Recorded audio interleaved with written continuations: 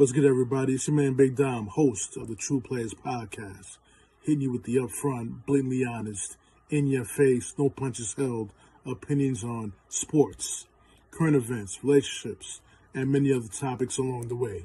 Check out this next episode of my podcast.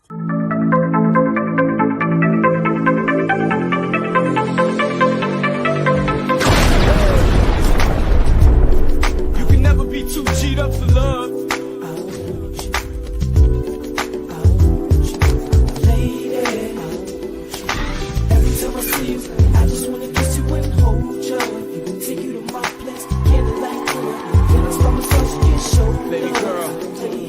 Get out of here. Take a little flight. Let's get lost in love. Let's go.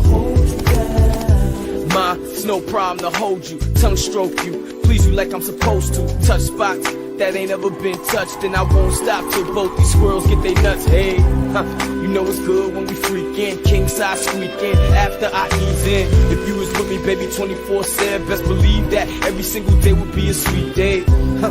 Girl, you sweeter than a cheesecake. If you want beef, prophecy will be a beefcake. I make love to you till you fall asleep, leave you with sweet dreams between the sheets. Was the night before that night. I was born on that day, but not last night. Once upon a time, I had my cash right. What's good, everybody? It's your man Big Dom coming live now at you with another True Players Podcast episode. And I got a special guest with me. If you guys saw the part one of me recapping the Knicks season ending with in Miami, I had to bring my guy, Matthew, onto the podcast. It's from Jacobin Sports Podcast, Knicks Bleav podcast. He also has a blog on Facebook that he does weekly on the New York Knicks. I got to invite my man back because we got a lot to talk about in only an hour span. So, Matthew, introduce yourself to the people. What's up? Glad to be here. Glad to be back on True Players after some time away. Have not been back since a very successful Knicks season, so I'm glad to be here talking about good shit.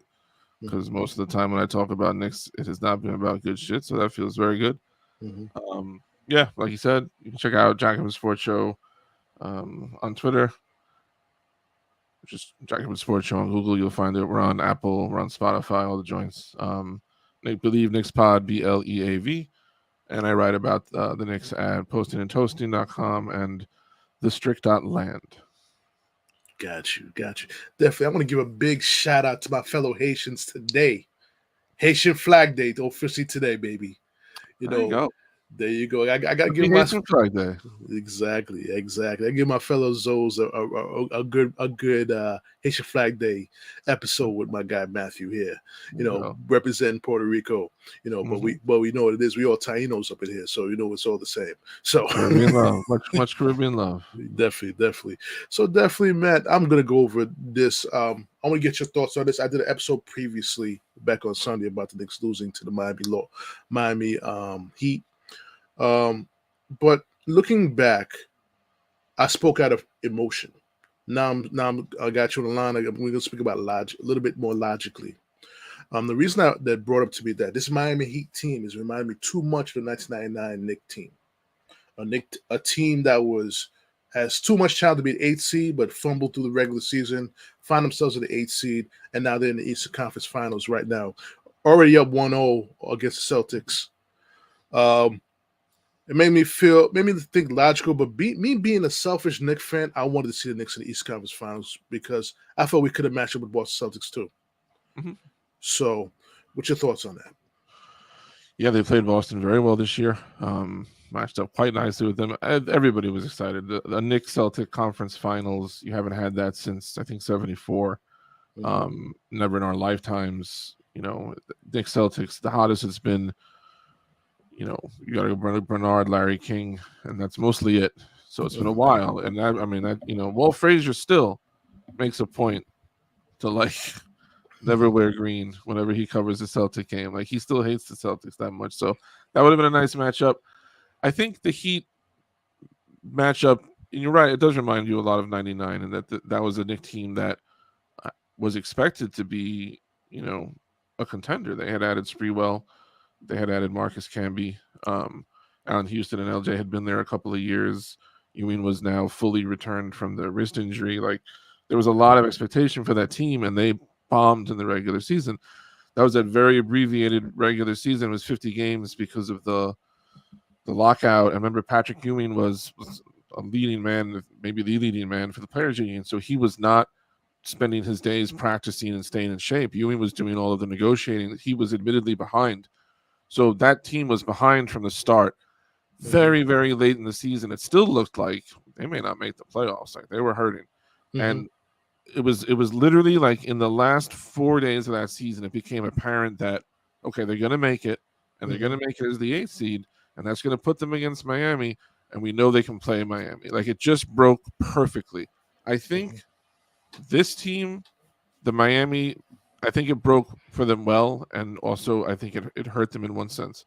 I think it was good for the Knicks to get Miami, obviously, because Miami was an opponent that they had a reasonable chance against. And in that series, you know how it is. Playoffs can go different ways. The Heat could have won 5 of those games, maybe all 6. The Knicks could have won 4 very easily. But I think, and like you talked at the start about like coming out of your emotions, to be playing the Heat and to have the Knicks in the second round and to have this team that all season has like every time they push up and you think like maybe that's the limit. It's not. They keep going. They keep going. And like in the back of your mind, we all have a dream of a season where a team rides that all the way to the top. It doesn't happen a lot. It really doesn't happen a lot. But like we all dream of that, 86 Mets were like that. Like every time you pushed, like this is it. Like you can't push back from this. They would push. So the Knicks kept doing that. And then they get Miami, and your brain is like, okay, first of all, we can beat Miami. We beat 3 times in the regular season. Right. And if we beat Miami, Embiid is banged up if we get Philly. And even if we get Boston, like we know we can play Boston. And now, like even, let me take a look at the West. Is Denver a superpower? No. Are the Lakers a super? I mean, they're tough, but like, are they? Your head starts racing. The reality is, by the Heat upsetting the Bucks, I think it gave the Knicks the benefit of, okay, you get to see at a higher level of competition what you have and what you need. But on the other hand, maybe don't think you're ahead of yourself, because if the Bucks had won, the Bucks are the worst matchup in the league for the Knicks. The Knicks would have lost that series in no more than 5 games. And if they had, the vibe would be very different coming into the offseason, because you would have known from the start, boy, this is a long shot. And the Bucks would just grind you down. And then you go into the offseason being like, okay, we had a good year, but you don't feel that close.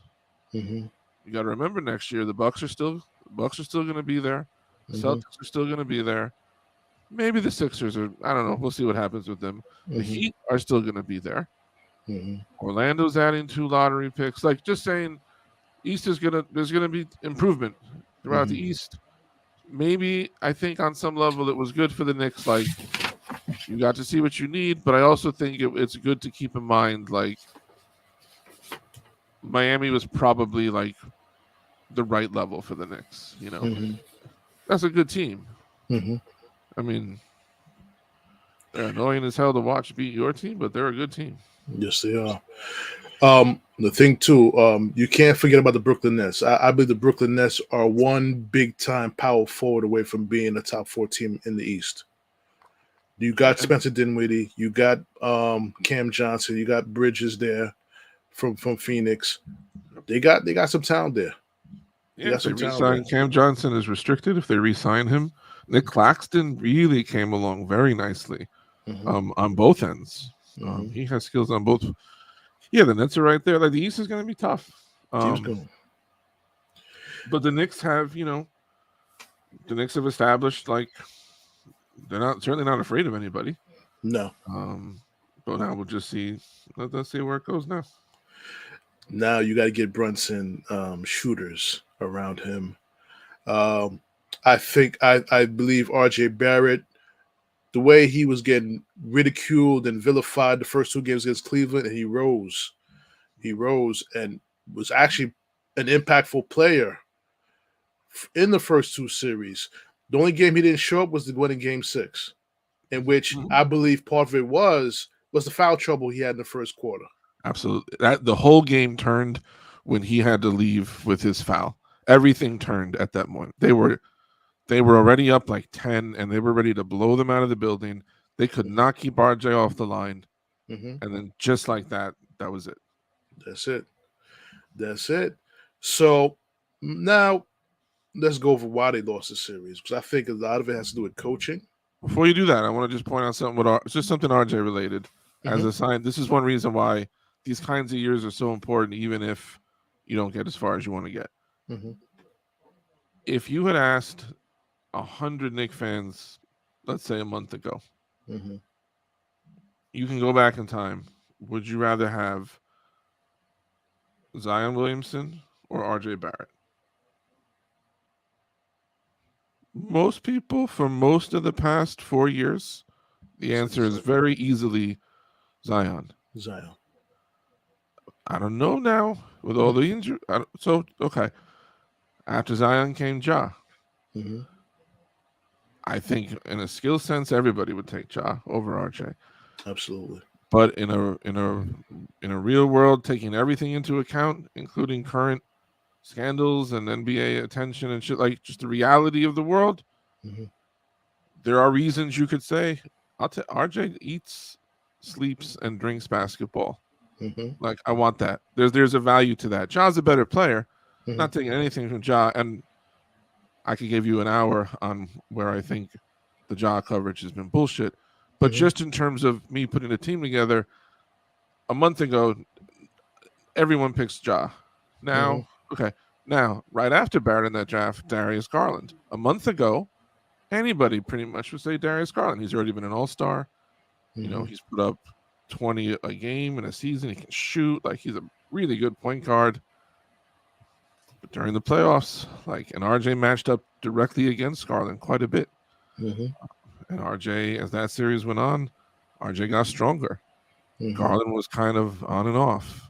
And then you saw it wasn't just he's picking on the Cavs because he gets the heat. He's going up against all of these great defenders. RJ keeps coming. I just think it's amazing. You could make the argument today that a lot of people would take RJ first out of that group of 4. At least some people would, and that would not have at all been the case as recently as a month ago. That's what a good playoffs will do for you. That's right. See, what people don't realize is you become a star in the playoffs, and that's where Julius Randle's mentality. That's why he's a great regular season player, but he's not. He's just a good player. He's not a superstar player. Both his teammates, Brunson and Barrett, showed their true colors in the playoffs. And Brunson been doing it all year. Brunson did do it all year. I will point out that Brunson had his own kind of nagging injuries that he was working through, but Randle came back. So first, Randle sprains his ankle the first time.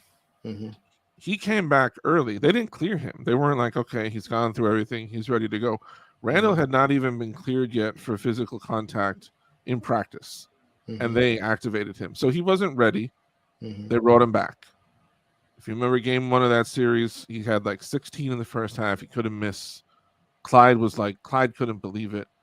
He kept him in the game, and then in the second half, Brunson took over, and they got the win. Game 4 of that series?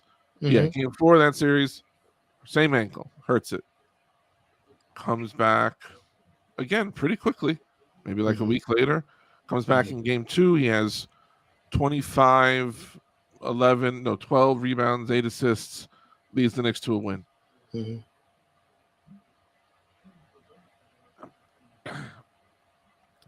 The stuff that he does, that is problematic, is so loud. Like, there's no if Brunson misses a screen, we're not going to notice it half the time. But with Randle, you're right. And I'm a huge Randle fan. I defend him a lot. It's difficult because there's times I don't like the body language at all. There's times that you can see a turnover coming a mile away. Like, the entire building can see that, it's a 1-on-3. Don't do it, Randle. And he's going to do it, and he's going to turn it over. And he does. And the first thing he's going to do after he turns it over, he's going to look at the ref. And you're going to be like, Randle, get back on defense. It's not the ref's fault. All this shit. he can be extremely frustrating, and he's loud about it. But I'll give you a reason why. Like, it is completely. We were saying before the show. Like, it is 100% fair if you are like, I want to see this team win a title, or I want to see them get as close as they can. There are many arguments that Randle should go. You've seen in multiple playoffs, he's not improvisational. Randle is very good at, he gets to hit spots. He in a certain rhythm, but he's not someone who's gonna like. It's always stunning whenever Randle does any kind of a improvisational layup, because he just doesn't. That's not his thing. That's just not his game. In the playoffs, whereas someone like Brunson, that's Brunson's whole game. Is like he'll shift and he'll stop and he'll lean under you, and like that's Brunson's whole thing. So in the playoffs, you saw it in Dallas, but also this year as a number one option, he adapted more easily because he's a better ball handler, but also like that's kind of in his rhythm anyway. It's not Randle's thing. So you can make the argument that like, how far are you going to get in the playoffs if you're depending on Julius Randle to read and react to elite defenses? Like, it hasn't been good. Like, he hasn't ever had but I will say this, like, the Knicks have had like a good season. Having one good season doesn't mean that you necessarily are best served by making like the biggest jump you can. Like, for this organization specifically, I think there's a real value in having like 3 years of just sustainability. Like, not one good year every 10 years. Like, the last time the Knicks had a really good year, like out of nowhere, 10 years ago, they're right after that season, their big move was they went out and they got Andrea Bargnani, because they had worst trade ever. They had to do something because they were good. They had to make a big swing for the fences, and they didn't. And they never got back to the level they had been. This team, we'll talk about free agents and trades and everything, but if there's not, and to Leon Rose's credit, this front office has been really kind of great about, they never make a move that looks like a panic move. Like, they will every draft night, they will make some moves, and at first it pisses me off because I don't know what, like, they got the 21st pick and they traded for the 25th, and I'm like, why are you doing that? Because the guy I want at 21 is not going to be. And by the end of the night, they've gotten like 2 great players, and they've picked up extra picks, and like they knew what they were doing, and not just knowing what they're doing when they're active, but also sometimes trusting that they know what they're doing when they don't make a move. A lot of Knicks front offices would have made the Donovan Mitchell trade. That's why you were hired. You were hired to bring in a big guy, and but a lot of front offices would make the Mitchell trade, and the Knicks would not be in as good a position right now as they were not making that move. So it seems like it's a front office that you can trust. I'm very curious. The point where I'm like, I don't know how tight all the bonds are. Like, if Thibs loves Randle, like, he loves Randle, and if they feel like we should move on from Randle, and Thibodeau feels more like, I don't think we should move on from Randle, like, it raises the question also of like, how far into this are you with Thibs? Because there's a question. I'm a big Thibodeau fan, but Tom Thibodeau's had a history of teams that get to around this point, and this is kind of where they top out. And just like we know, there are players who can only get you so far. Like Julius Randle can get you to the playoffs.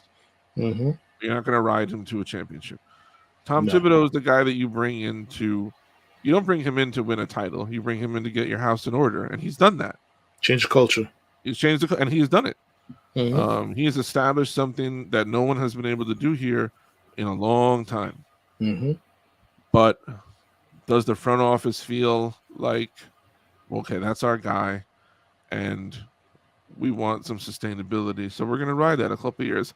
I don't feel like Leon Rose is that kind of I don't feel like he was hired to do that. I feel Mhm. like, but we don't know because the Knicks never talk because they never do press conferences.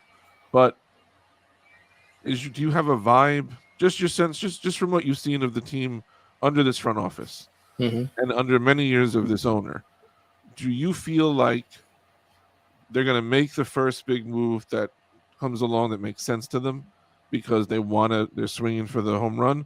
Or do you think they sit back and be like, we got a lot of draft picks, our cap situation is pretty flexible, like, you know what, we're good, we're going to let it ride, and we're going to let until just the right thing comes our way, we're going to let it ride? Or do you think they're more the type who are going to be like, find me that big move, let me make that big move? I don't think they're gonna do the big move unless it's equitable for the present and the future. Okay. I Bleav they'll stand if they don't find the trade that they like. They're gonna stand pat. Plus, they're a big fan of Julius Randle. The front office is a big fan of Julius Randle. And before I want to say something to you, I compare Julius Randle to Derrick Coleman, talent wise. You can handle the ball, you can rebound, shoot the 3-pointer, get your teammates to get the teammates to open look. But you also got the attitude too. When things I don't never go thought your of way, that comp. That's a good comp. I never thought of that. you go check out. You know what I'm saying? Mm-hmm. But Julius Randle doesn't have the skills, the talent level of Derrick Coleman. Karl Malone once said Derrick Coleman had the talent to be the best power forward in the NBA. He had the talent to do it. Yeah. Randle has done more with his talent than Coleman did with his. Yeah. I read a very good, if you know Mike Vaccaro, who writes in the Post. He's probably the best sports writer in the city, has been for years. Made a comp I had never thought of, and as soon as I saw it, it seemed very like, wow, that seems right on. Very famous name in New York Knicks history, Walt Bellamy. Walt Bellamy was an extremely talented multi-all-star Hall of Fame big man. He was on the Knicks with Willis Reed. There was kind of a sense that like these guys were not ideal together. Like when the Knicks tried to put Patrick Ewing and Bill Cartwright, like both very good centers, but they just don't go together. And that was the case with Reed and Bellamy. And Bellamy could be, as he was very talented, he could also be very moody, could be very surly. And the most probably famous trade in Knicks history was when they traded Bellamy to the Pistons to get Dave DeBusschere. Dave DeBusschere slotted right in next to Willis Reed. He let Reed become the center. Now you had DeBusschere, also a future Hall of Famer, just a better fit. And the Knicks, ran that to 2 titles. I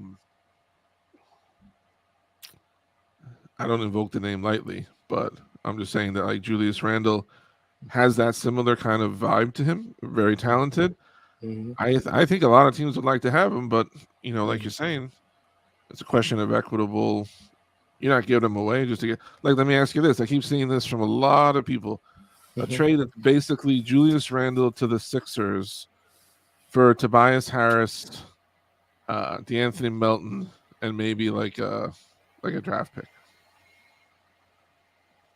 I'm going to be very honest with you with that trade. Okay. Not enough for Julius Randle. Yeah, I don't think so either. I like Tobias. Go ahead. Tell me what you think. I like Tobias Harris, but you could trade someone else for Tobias Harris on that Knicks team. Yeah, I feel Julius like Randle. Yeah. There's a certain trade that they also brought up too that I've seen recently. As a matter of fact, today on Twitter. I've been arguing with people on Twitter all day, so they don't like me right now. So that's why this is what I do. I love that. Someone mentioned Julius Randle for Kristaps Porzingis. So I was going to ask you about KP. I mean, that's ridiculous. Randle, I did a piece of it a month ago and calculated that since the Knicks signed him, he's played in like 95% of the possible games. Like, don't bring up Kristaps Porzingis and put his name next to Julius Randle. Like, we don't have to go there. We're all adults. Like, we know that we are not trading Julius Randle for a guy who misses 20 games a year all the time, at least, and is not gonna, and you don't figure that's gonna. It's not like as he gets older, you figure KP is gonna get tougher. So, I was gonna ask you this: when we talk about trades, and a lot of people talking about trading Randle. The biggest reaction I think I've seen since the season ended, at least on Knicks Twitter, has been talk of like trading Randle. Some talk about trading Barrett. I think an interesting direction the Knicks could go in. And the best player in the first round was probably Mitchell Robinson.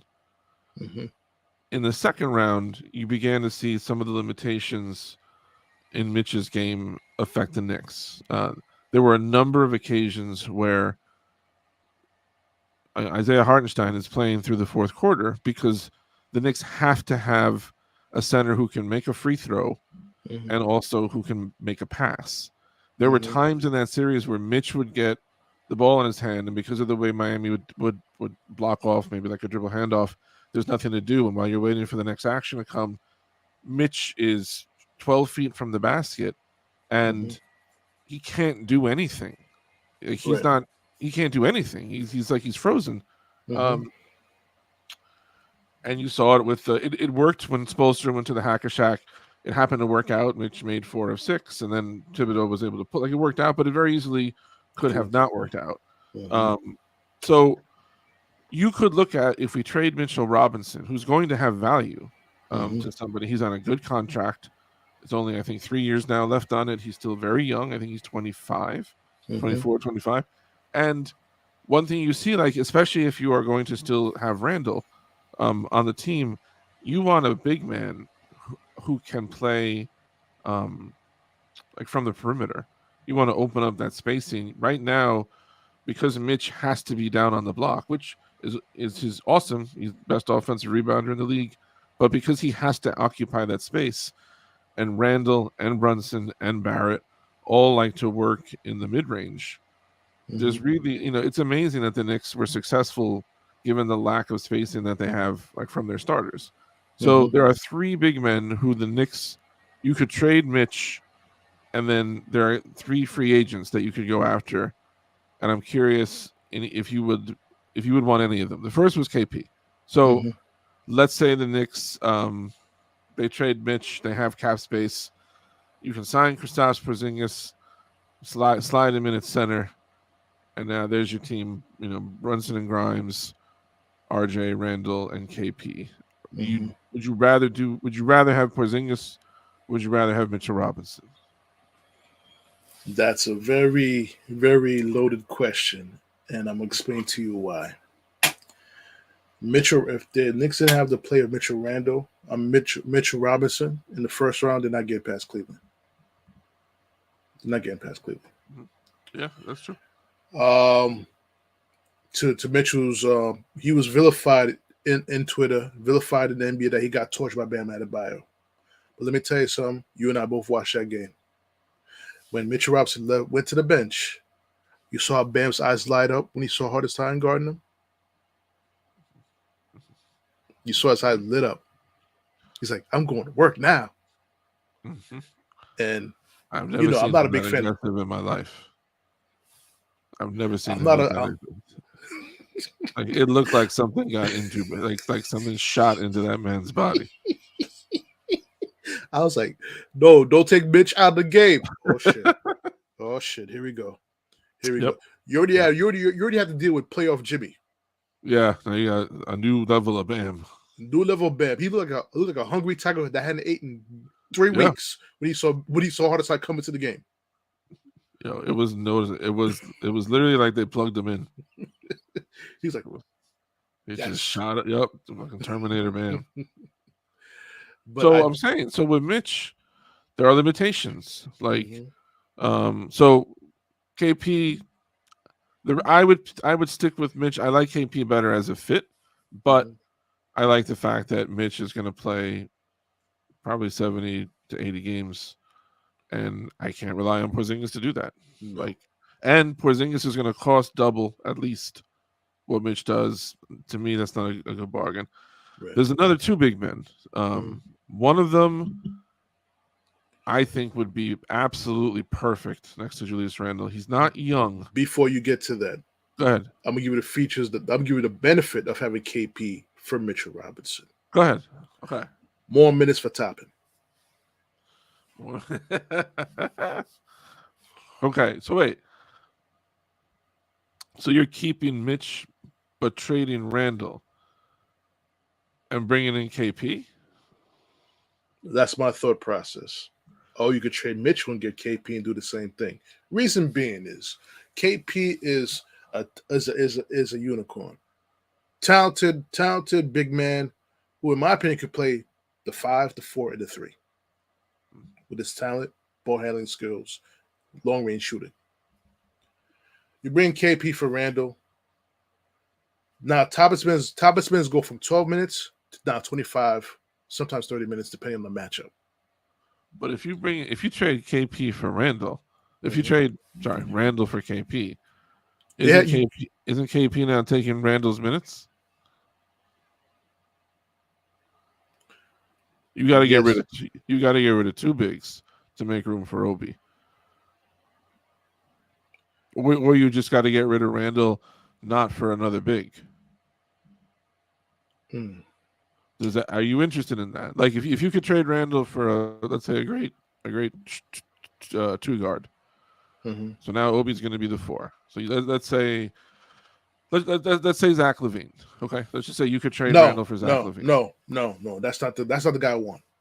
It's not the guy. If you go trade Randle, that's not the guy. What about this? What about the? Okay, would you trade my Randle guy? For the guy. Beal? No. Brandon Beal gets hurt too much. Okay. Shai Gilgeous-Alexander. I mean, I would do that too. The Thunder are not going. The Thunder have no reason to make that trade. Draft picks. We loaded with draft picks. They have all the draft picks already. They have literally give them more. Give them more. The whole draft. Give them more, because the reason being is now you created that, and sorry to say it, you do that trade, Grimes and Deuce McBride has to go to the Thunder as well. There's no way in hell you're gonna have Shai Gilgeous-Alexander. You already got Josh Hart, Mr. Intangible, coming off the bench. You're gonna keep Quickley, right, for the bench. If you're trying to get Shai, they're taking whatever they want. Other than Brunson, they're taking whatever they want from your team, and they're taking a lot of it. He's like 23 years old, maybe 24. So would you trade if they say to you, okay, we want RJ, Grimes, Quickley, McBride, 3 first-round picks, and 2 pick swaps? Because that's what it's going to cost to get him, at least. That's too much. If you didn't do it for Donovan Mitchell, you can't do it for him. Let me ask you, which of those 2 would you pay more for? Like, who in your eyes is more appealing, Mitchell or Shai? Shai, because you already got Brunson, who do the same thing that Mitchell does. Yeah, agreed. Plus, he's taller. He's 6 foot. 6'8", 6'6". Yeah, 6'7", 6'8". A wingspan of 7 feet. Yeah, Thibodeau would love to have that on the defensive end. He would love that. I mean, that would take them up to a legit. That's a legit team. But no. So let me give you the big now. There's another option if you decide to trade Mitch to get a better whatever player on the wing, whatever you want to get. A center who could be perfect. He's a little older, but Brook Lopez. He was just all defense, first team. He is a above average 3-point shooter, high volume. Excellent rebounder too. Excellent rebounder. A big man, but skilled. You put him in that offense, like you want to. I mean, if you have a mismatch, he was a post up monster the first half of his career. He hasn't forgotten that. But if you want to be running more stuff for Randle and RJ inside the arc, Brook Lopez is very happy spotting up from 24 feet and the other team's big can't leave him. Mm-hmm. So, but he's like 35 years old. Mm-hmm. So, are you interested in Brook Lopez? If Trady Mitch were to open up, bring you something else that you need. I don't know what that is. That's a very tough question for me to answer, but I'm going to give you two takes. Yes, because of everything you just described, plus one more thing. He's played in New York. He already had that experience. Yep. The flip side is his age, and how many years can he give you? How many more years can you give you at 35 at the center position? The greats, Patrick Ewing, David Robinson, Shaq, start to slow down at 35. And big bodies don't tend to last that long. No. And he's a big body. No. The Knicks, this is a situation, this is going to test the mettle of Leon Rose, Worldwide Rest, and Scott Perry's skills as front office. You got to be creative with this trade. I'm still going to stand by this as my untouchables right now as far as trades go. My untouchable is still Jalen Brunson. Now is Jalen Brunson, Josh Hart, RJ Barrett, and Immanuel Quickley. I would love all four of those are untouchable. Untouchable. I would love to throw Obi in there, but I think Brunson, Hart, Quickley, and RJ. RJ, yeah. And who would you love to throw in there?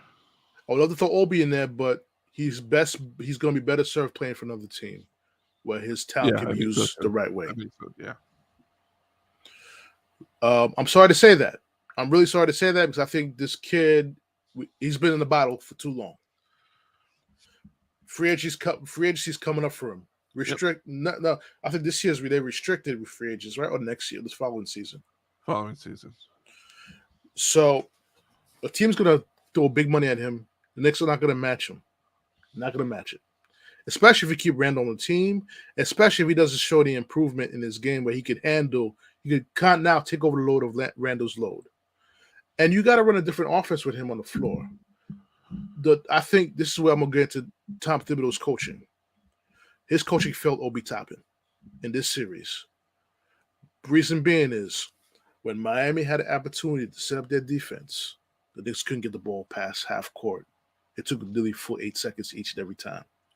They were struggling to get into that offense. They were struggling to get to that offense. It didn't even matter if Quickley was playing or not. They had tough time getting the ball over the half court line. Yeah. Thibs, in my opinion, should have went back to his all reliable Derrick Rose. Throw that curveball. Let Derrick Rose, for those brief 10 to 15 minutes, try to be old Derrick Rose. Push the ball up the court, open up the court, just drive to the basket, change the tempo of the team. Change the tempo of the team. I'm not asking him to be Derrick Rose MVP. I'm asking him to change the tempo because Jalen Brunson is a half-court point guard. He could be a tempo point guard, but he prefers to bring the ball up the court. Mm-hmm. Me personally, the only improvement I asked of Jalen Brunson, improve his assists. Improve. I need Jalen Brunson to put up Stephon Marbury numbers, 20 and 8, 20 and 9. Jalen Brunson has the time to give me 25 and 10. He gives me 25 and 10. He's the MVP. But when he does 25 and 10, now RJ is not going to give you 23. I'm going to get to RJ, what he needs to improve on too. Because RJ Barrett needs to get that 18-foot game going. Fadeaway shots, posting up, improve his handles. It went down this year. When he was going to the basket, he was getting stripped. I was hoping when they signed Brunson, and maybe now that they've had a year together, I don't know if this will happen or not, but I remember the year that Derrick Rose was there, when they reacquired Rose the second time under Thibodeau, the year that they made it and played Atlanta in the playoffs.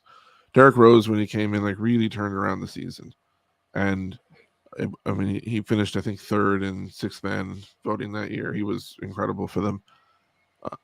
But one of the things that was also really impressive is that not long after Rose arrived, you started seeing Quickley doing some things that he clearly had watched Rose do. Like he picked up from Rose in games, some stuff with his floater, and certain kind of dribble techniques that he hadn't that Rose uses that clearly Quickley saw. And I hope that Barrett studies Brunson. I assume that he does and that he will. I think Brunson is a great model for Barrett to emulate because they have a lot of similarities. They're both left-handed players, but they can go right. They're both more kind of herky-jerky than just blow-by.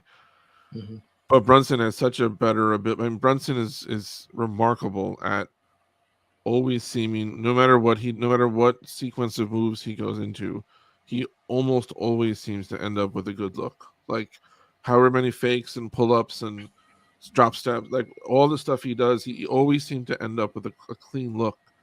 And if Barrett could pick up some of that, but Barrett also is so bigger and stronger. Like you draw some fouls, I would like to see Barrett pick up on some of what Brunson does, especially, and you did start to see more of it this year where Barrett would get in front of somebody and instead of just going for a tough basket, would consciously kind of get them up in the air and then just go up for the foul, but trap them behind him and use that. And because he's become better at the line, which was a real struggle for him earlier in his career, but now you see he's never shied away from the line, even when he wasn't making them. That's kind of RJ in a nutshell. Like even if he's not making it happen, he will keep trying. So I'm very excited that in the playoffs he really mostly stayed pretty aggressive. Like if he made a mistake, it was a mistake of aggression. But even when he was missing shots, like they weren't fadeaways, they weren't it was his look. It was the kind of stuff he wanted. And you see when he's good, there's such a different level of offense. You really hope that for all the analysis we do of him, he's 22 years old. He's still right now 22 years old. Like his best years are way ahead of him. I'm very high on RJ, man. I really feel like I'm excited to see where it could go for him. We mentioned Brunson needs shooters. RJ Barrett needs shooters because he has the talent to break down the defense, get to the hole, and pass it out to the open man. But he's not turning the ball over. That's one thing about him. He does this year. I think he turned the ball over more this year than he did the first 3 years. Passing the ball. If you give him lanes, he'll blast right down them. But that's a place where I think they like Grimes a lot, and Grimes makes a lot of sense in that lineup. Starting, Brunson's obviously going to start. Randle's going to start. If Mitch is going to start, there's going to be a limit to the spacing that you're going to have. It seems to me the most interesting place to make a move that would maybe upgrade your offense just by, sometimes in a room you move the furniture just a certain way, and suddenly boy, there's all this room that there wasn't there before. It might be Mitch, and that's nothing against Mitch at all, and that might be a mistake because I don't want to underestimate the value of a defensive player at his level, who is the impact player that he is on the glass, who has developed, under them. He's been there the longest. He was, if you remember, Mitchell Robinson came in the draft pick that they got in the Carmelo Anthony trade when they sent him to Oklahoma City. Mitch has been there, and we've seen him grow. And he's the most impressive thing to me about Mitch is he got his money a year ago, and there have been a lot of, especially in the media, Mitch is his own kind of dude, and sometimes in the press they'll play that out to be if the team is winning, that's cute and they like it. If the team is losing, this flake is what's wrong with this dude. So. Mitch has had a lot. Mitch had 5 agents in his first maybe 4 years in the league, and Mitch is a guy who will pop up a lot on Instagram and say some random shit after a game that he doesn't need to be saying, but who cares? And a lot of people wondered should they give Mitchell Robinson a big contract? Because, you know, when you have, there's a lot of, he kind of seems like a weird dude. Like, Mitchell Robinson got his money and has just gotten better. Mm-hmm. Like, he didn't even plateau. Like, he was a good player. Mm-hmm. The guy who got that contract was a good player. The guy they got this year was another level of player than they had before. So I'm a big fan of Mitch, but I think him or Randle have to go, because if you get rid of Randle, then you can keep Mitch and play, you know, get yourself a different kind of, you know, a shooter at the 4th spot, and then Mitch is still. But one of them I think has to go, especially if you're going to keep. I think if it's a choice between RJ and Barrett or Mitch and Robinson, like, they're going to keep Brunson and RJ, and they'll figure out something with the other two. Let me hit you up with this.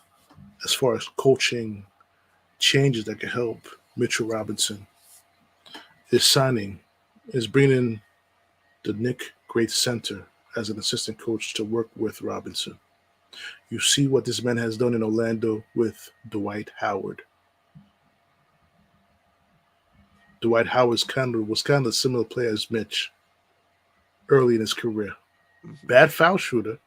Don't want to give him the ball in the 4th quarter because he can't shoot a foul shot.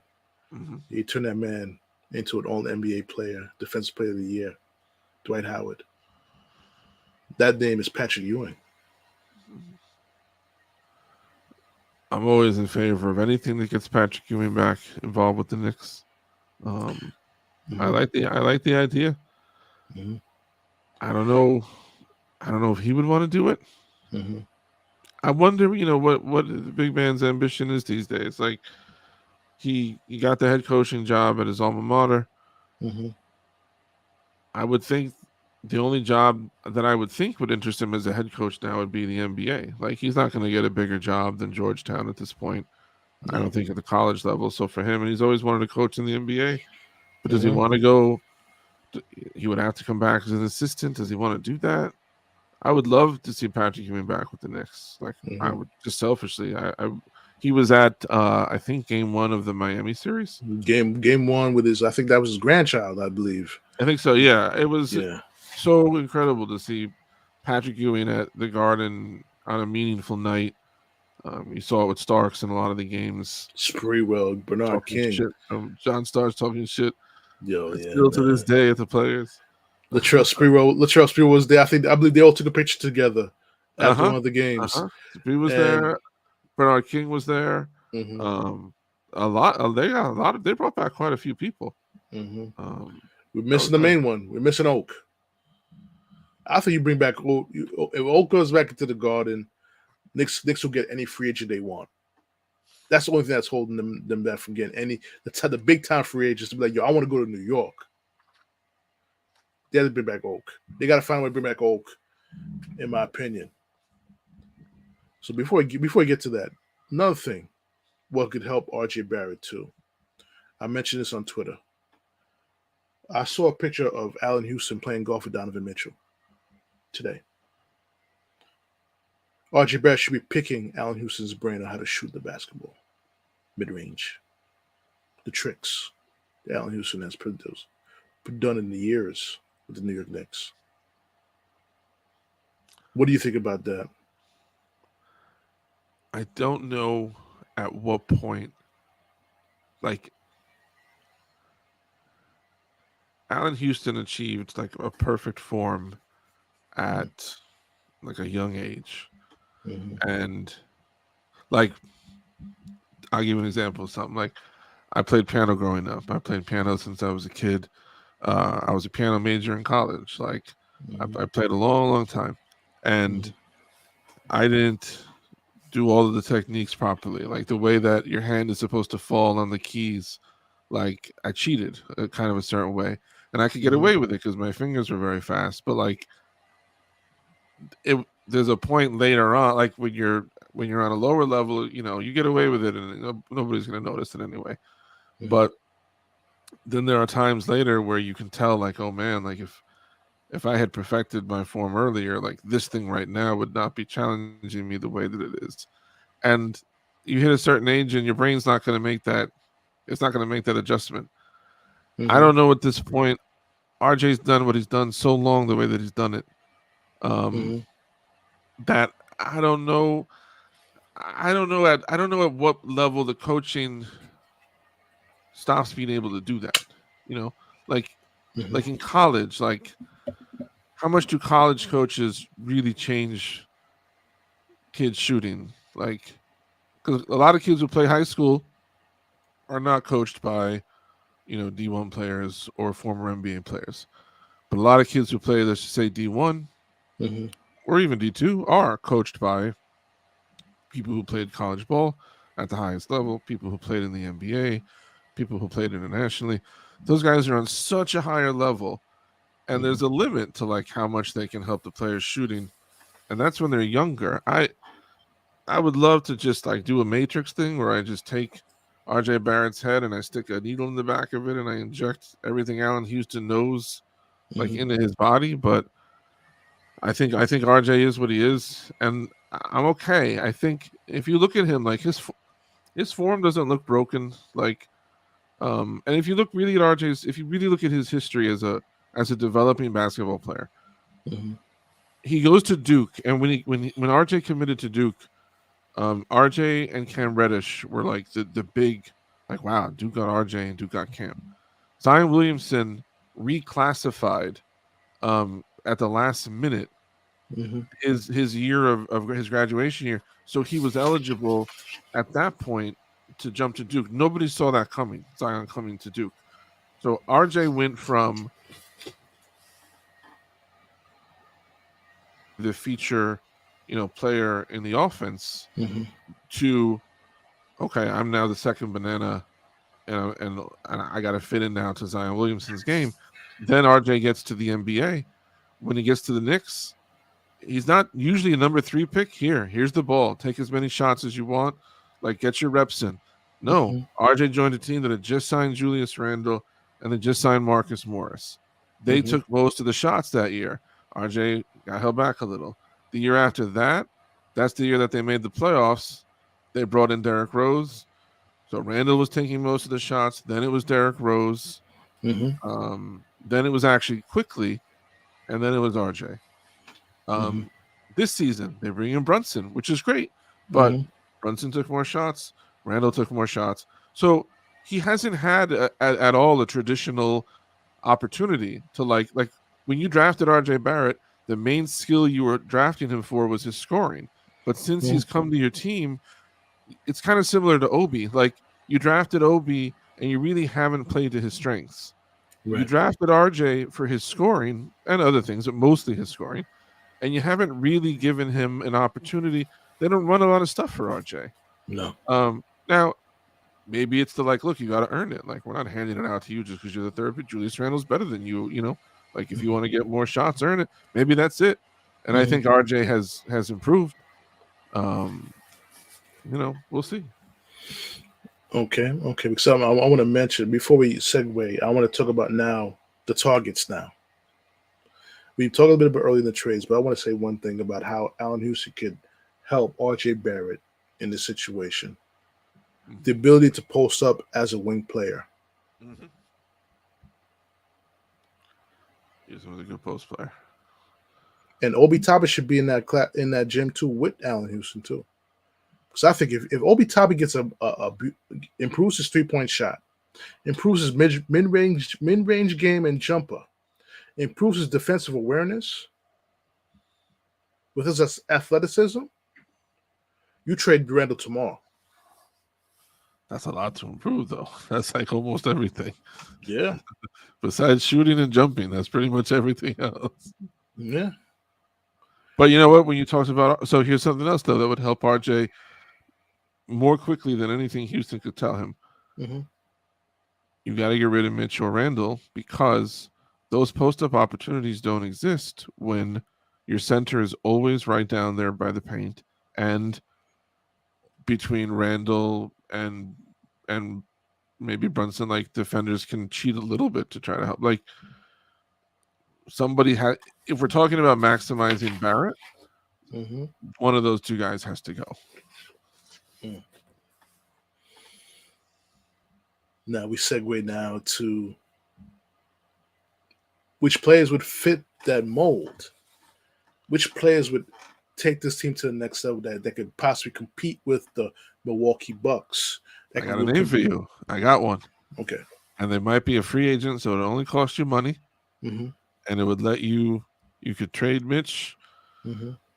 You'd have to trade Mitch. It wouldn't be Randle, but here's someone you could plug in at center. Again, a little bit older. Mm-hmm. Draymond Green. Mm. Now, this is a perennial defensive player of the year front runner. Like Mitchell Robinson is an excellent defensive player. Mm-hmm. Draymond Green is a perennial defensive player of the year candidate / winner. Mm-hmm. He's a brilliant passer. He is Larry Bird shooting the ball compared to Mitch. Mm-hmm. He's also Draymond. Mm-hmm. Would you take Draymond Green next year at center over Mitchell Robinson? Yes, but I think I would too. This is the other dynamic. He's not going to stand for Julius Randle pouting when his game is off. He's not going to stand for that.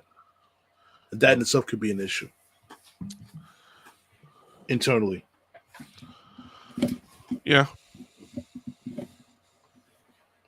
He's not going to stand for that. That may not be a bad thing. Yeah. Now, because before we start the podcast, man, I was going to ask some people in the free agency right now. Guys who could possibly yes, we do trade Mitch for sake of the argument. Mm-hmm. We keep Isaiah Hartenstein. Mm-hmm. How do you feel about either signing Serge Ibaka and or DeMarcus Cousins to fill in that 5 position? Older players, but opens the offense up for Randle, Brunson, and Barrett. Opens the lanes a whole lot more than what Mitch can do for you. I don't think that there's enough upside from either of them to justify the risk that I'm going to take committing to 2 guys who haven't done it in a while. Mm-hmm. Like on their best day, mm-hmm. Yeah, but like the Knicks are at a point now in their evolution where they're looking, you're looking now to get to that 50 to 55 win level. Mm-hmm. And you're not the only way that you're moving on from Mitch. Mitch Robinson is, again, like a maybe 24-year-old elite center at multiple things. He's an elite rebounder. He's probably the best offensive rebounder. He's an elite shot blocker. And he's not a defender who's just out there chasing blocks. Like, he's a great defensive player in general. If you're going to move on from that, you've got to have something, that's really solidly doing it for you somewhere else. And Ibaka, Cousins, it could be great, kind of like end of the bench. Like, if you have to really dig into your bag of tricks and they're there, like, you're glad that they're there. Mm-hmm. But the only way that I'm moving on from Mitch is if it's because I know that, like, Draymond, like, or Brook Lopez, like we were talking about before. Mm-hmm. Like, I wouldn't risk it on KP, and KP has been doing it now for a while, even more than Ibaka and Cousins have. So I'm staying with Mitch, or get me like a top level guy to replace him with. Mm-hmm. Now, how do you feel now? We got a player on our bench right now. Third center, Mr. Jericho Sims. How important is his development for next season? Does he elevate to become the backup center? He does have more offensive punch than Mitchell Robinson, but his rebounding is not as strong as Mitchell. I think the presence and the development of Sims are significant in that he can be, he can be a very inexpensive, like a spare tire, like a donut. Like you're not going to ride Jericho Sims like for 1,000 miles, but like if you need to go 3 weeks in the season, like with Jericho Sims, like that's fine. Like you feel okay about that. And the more that he can diversify and add anything to his game, like the better. But I think he's important to them because he's a guy they took like 58th in the draft, and he's a viable NBA big man. He's had some really nice moments. On a team with Mitchell Robinson, he's easily the best athlete, which is insane. I think I missed him in the playoffs. I thought there were spots where it might have been nice, because sometimes it's nice that Hartenstein and Mitch do like such different things, but sometimes like you saw in the playoffs, like you're either getting one thing or the other. Like if Mitch is not on the floor, your centers do not have any athleticism. Like for other things, just none. Whereas there were moments like maybe against Adebayo where like Sims is a better presence to have out there in some ways than Hartenstein, or at least to guard him, because he's more athletically capable. He's just a better matchup, and I think they missed that. So I think Sims I think it really could be a nice development for them next season if Sims can get himself to the point where like you could think about trading Mitch, being comfortable with, I kind of have like my Mitch backup like in Sims anyway. Right. They missed Taj Gibson in this playoffs because when Hartenstein and Mitchell was in foul trouble, they had no center. I think like you said, I think you said this earlier. I think an underrated need for this team is to add another like talented big man. In the playoffs, there were a lot of spots where like they're never going to play small. That's not Thibs' game. There's spots where like you need a physical presence. You need one more talented big man. There were times where it felt like there's times where going to Josh Hart at the 4 is great, and that can really be the difference in a game. But there's times where like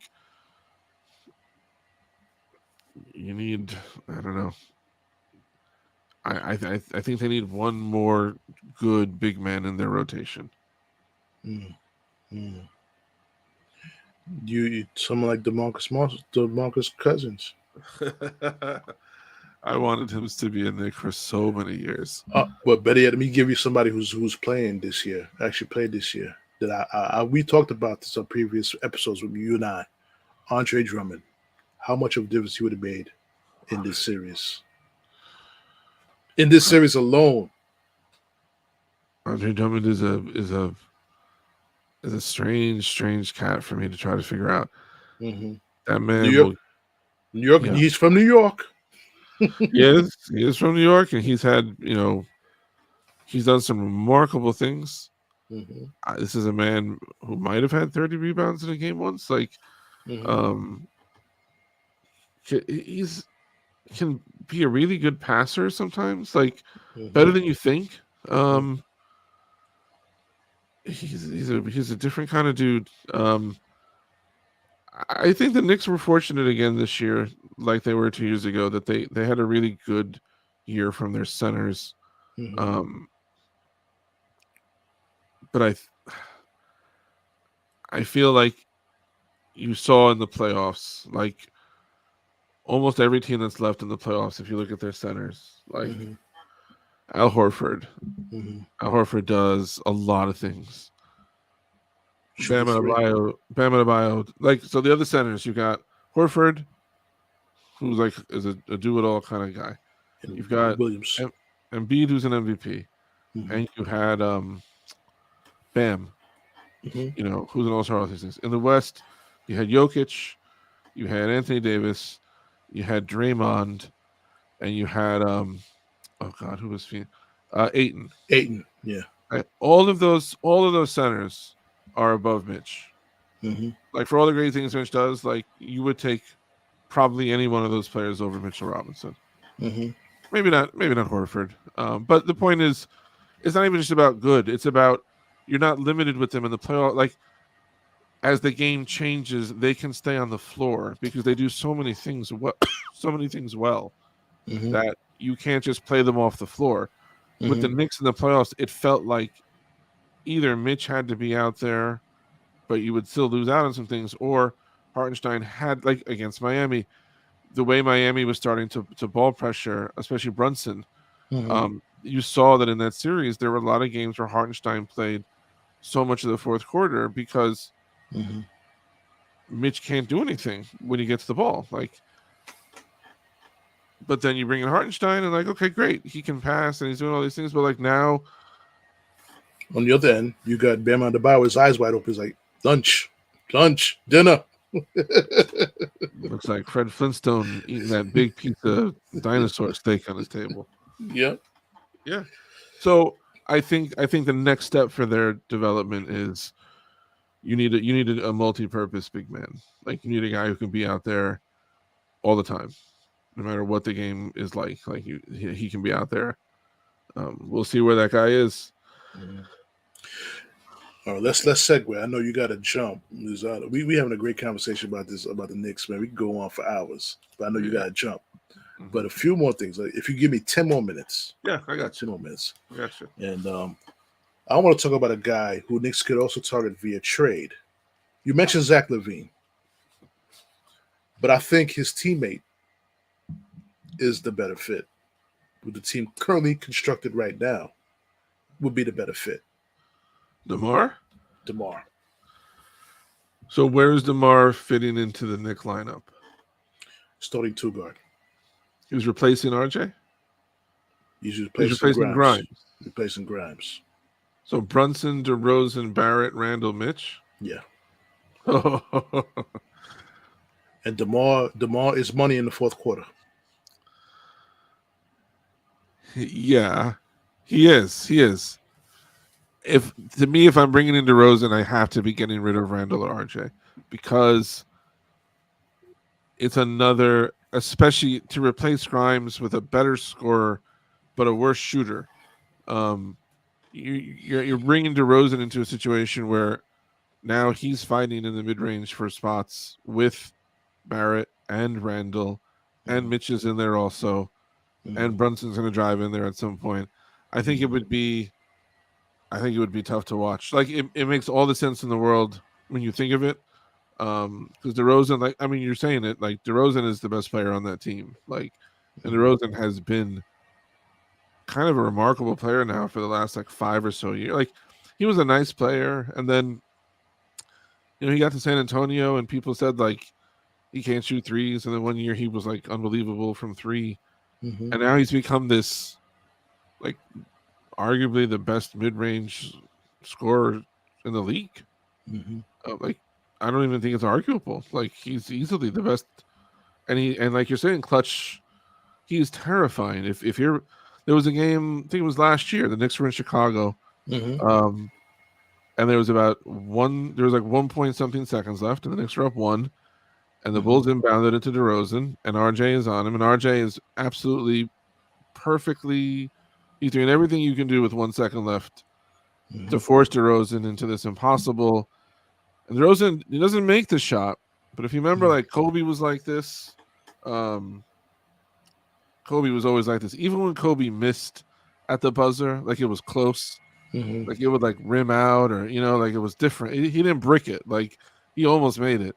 And DeRozan went up over Barrett, and it just like it was halfway in, came back out, and like like we were saying, playoff Jimmy. There's something about DeRozan that like he's more than you think he is. He's not just like a good player. Like there's something. You could talk me into taking DeRozan as a replacement for maybe for Randle or for Barrett. I don't know, man. Got you. But most importantly, we got to re-up IQ this year. Re-up him. I understand he had a bad playoff. Are you concerned by that at all? Did the playoffs affect how much you would pay him at all? I mean, you have to for now. It has to for now. He has to show me in the playoffs that he deserves that max contract. Because last season we were talking about him possibly being the starting point guard before we got Brunson. We were talking about that. Everyone's talking about let's run it with Brunson. We got to end up run it with Quickley. Yeah. Run it with Quickley. But he's going to be a six man for a little bit longer. Whether or not they trade RJ, whether or not they trade Grimes. But in this series, as much as we love Josh Hart, Mr. Intangible, call him Mr. Intangible, the Heat series exposed him as a limited offensive player. Yep. Thibodeau waited too long to start Grimes back, put Grimes back in the starting lineup. Waited too long. I think it was one game too late. Yeah, I agree. Grimes, I love Grimes, but he defended playoff Jimmy better than anybody else on that team. Another big piece in there taking the next step is going to be Grimes. You saw this a lot. Grimes has come a long way. And one thing that I think is to his credit as a player is he's not the kind of player who's going to – he doesn't make mistakes that he doesn't try shit that he can't do. So his rookie season, you could see he clearly knew my job is if I have an open three, I take it. He didn't try anything off the dribble. He didn't if he didn't have an open three, he was passing it. It wasn't until year 2 that you saw him okay, now I can attack closeouts, and he started attacking closeouts and was very effective. Attacking closeouts. But in the playoffs, especially against Miami, you saw this a lot. He gets the pass, starts to line up a three, closeout comes, he dribbles past it. He would take about 2 dribbles in, and then reflexively he would stop and pass it back to whoever was behind the 3-point line. He didn't keep pushing with it. The next step for me with Grimes, and I think it'll be a big thing for the Knicks, is get him now to that next level where he's not just a threat behind the line and also driving, but let's see some mid-range. You were talking about Houston, Grimes is not that different. His stroke a little bit is kind of Houston-like. If you remember, Houston was over the head in a way that Grimes also is too. Barrett's is a little bit more to the side. If Grimes can get some of that Houston midi to his game, that's a game changer for them. Yep. Get him to that point where you're, one of those. I hate to say the name, but Reggie Miller wasn't just a 3-point shooter. Reggie Miller, if he got open 18 feet away, that was a layup. Grimes has the touch to do that. I just want to see him now have the confidence to make that decision. Be aggressive. You get if you're open from 18 feet, that should be the defense should feel oh shit. If you're open from 18 feet, take the shot. Yep. Yeah. Take the shot. I felt he was deferring too much to Randle. I think the Randle attitude was scaring. It affected him. Definitely. It affected him. Definitely. He was always looking for Randle to get the ball to Randle. I'm like, dude, shoot the ball.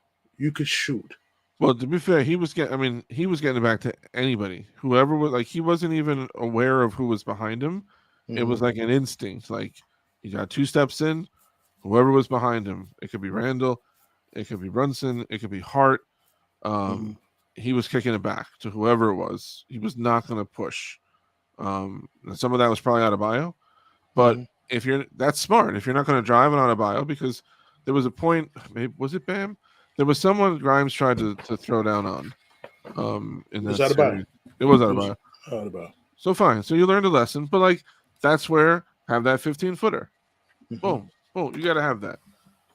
So I think that's the number one thing I'm looking for from I think of all the starters next season is Grimes strictly a catch and shoot closeout, which is fine. If he's catch and shoot and he's attack to the rim, that's great. That's 2 levels, but like that's a limitation.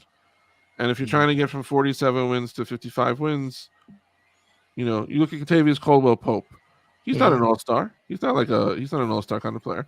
But he can shoot, he can attack to the rim, and he can do things in the mid-range. Like you see him in the playoffs. We use what we were talking about earlier. You can have him on the floor in any situation, and he belongs on the floor. Grimes needs to add that mid-range to get to that point, because everything else is there. The defense is there. The shooting obviously is there, and he can do some things at the rim. He just needs now to add that other part of his game. And he needs to stop deferring too. It's time for him to really take that next step. And as I'm scrolling, I don't want to say I wasn't paying attention. I was scrolling because I had a chart of free agents up on my other computer. And one guy that stood out to me that could definitely help the Knicks as far as shooting goes. A couple of guys. But one guy that really stood out to me is Seth Curry. Seth Curry. That would give you a shooter. And you know what? I mean, I think at some point the Knicks are going to have to trade 1 or 2 of these young guys to upgrade. Like, it's going to take 1 or 2 of the young guys plus Randle or RJ to get. So Seth Curry could really be a nice fit for you then, because if he's backing up Brunson, great. Like, he's a quality backup. You can play him alongside Brunson. If you want to play Brunson off ball just to have him as more of a scoring threat, you can do that. It would allow you to consider maybe you sign and trade quickly, because it's not a year where like the way all the the way all the collective bargaining rules have changed now. It's not, free agency is not where you're going to get big stars anymore. All the way everything is stacked, like you're not getting players really that way. It's in trades. So Quickley plus, let's say you find out some star. We never know who. Let's say, I don't know. Let's say Luka doesn't like how it's looking. You know, and Luka says, I want to go to the Knicks. Okay, if you can offer Randle, who's from Dallas, Quickley. You want Grimes or Mitch? Like, you have the pieces down to make it happen. And we've already seen Brunson and and Luka can be very, very nice together. So I think they're in a good spot. I think it's a very nice position to be in where the Knicks are in right now, I think. Definitely. You could fill up the holes with the free agents with like Jay Crowder or DeMarcus Cousins as the bench players and stuff like that. But one more player that caught my eye. He also played for New York as well. Would you sign and trade IQ for Karis LeVert?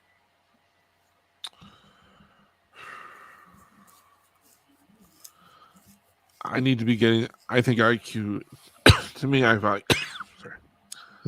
I value IQ more highly. I got to be getting something back to make that deal, because I think LeVert is a better scorer than Quickley is, and you saw in the playoffs he can be a presence on the defensive end, but he's not consistently. Whereas Quickley still has not been ever as consistent of a shooter as I would like. He's a little streakier, I think, than sometimes you might think. But he's so good defensively. He's brilliant defensively. And every single year of his career, he actually reminds me of there's one Knick who every single year, Magic Johnson was like this too. This is why it always stood out to me. There was one Knick who every single season for the first 6, 7, 8 years he was a Knick, he would add something every year to his game. So when he was first drafted, he was a nice energy player off the bench. By the time he was signed and traded away, he had become a 2-time All-Star. David Lee was a player who David Lee came to the league as he can jump. He has energy and athleticism, good rebounder. David Lee became a brilliant passer. David Lee became a very good outside shooter. If you remember, David Lee was Golden State starting big ahead of Draymond. It was David Lee getting hurt and Draymond having to step in for him. That was when Golden State realized, oh, okay, like but like David Lee was no joke. And every single season, like he added, he just added something. And I feel like Quickley does that every single season. Like his first year, he was like a sixth man, kind of like a Jamal Crawford kind of guy. Year two, he didn't have it. He didn't shoot the same way. He wasn't as well, but like he became more of a he showed a lot more as a point guard in year two. In year three, he showed incredible, skill as a defensive player. So every season, he's showing you, I can do this, I can do this, I can do this. I think that's a nice kind of player to have around. Or if you want to make a big move, 2/3 of the league would start Quickley tomorrow. And he knows it. So maybe that's how the move happens. Wow, Matt, this has been a great podcast. I wish I could spend more time with you on this because we so many different moves we could talk about the Knicks can do. We forgot to mention Miles Bridges not Miles, but Miles Turner. Yeah, Miles Turner would be a perfect fit. I think that the Pacers might have locked him up at some point last year. I think they gave him an extension of his. Yes, they gave him an extension for a couple of years, 2-year extension, $60 million. So maybe they would. I mean, if they would trade him, I've always thought like he's perfect alongside Randle and Barrett, like perfect. He gives you that same level of rim protection. Arguably a better defender overall. Not as good of a rebounder. Mitchell Robinson's a much better rebounder than Miles Turner is. But,